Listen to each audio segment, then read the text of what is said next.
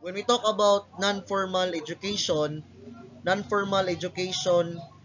refers to an educational activity carried outside the structure of formal education. According to UNESCO, non-formal education can cover programs contributing to adult and youth literacy.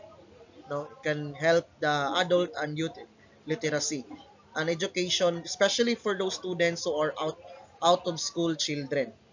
Sa katong mga wala na nagskwela, mga out of school youth, as well as programs on life skills, work skills, and social or cultural development. Example of this is the government program that we have, Alternative Learning System, or the ALS, is one of the program overseen by the Department of Education. It may happen outside the classroom. It is a community-based, usually conducted at community learning centers, mga alternative learning community centers, in a barangay multi-purpose hall, in the libraries at home managed by ALS Learning Facilitator or ALS Mobile Teacher. So this is an example of non-formal education. The non-formal education is flexible. It's a life environment and learner oriented.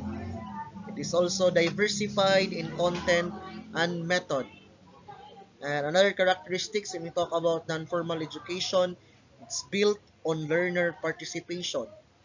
So the primary focus is on learners' participation and mobilize local resources. So with a strategy of contextualization, then enrich human environmental potential is also part of the characteristic of this type of education. And then it's contextualized, as what I said earlier, contextualized and requires learners to participate in every activity.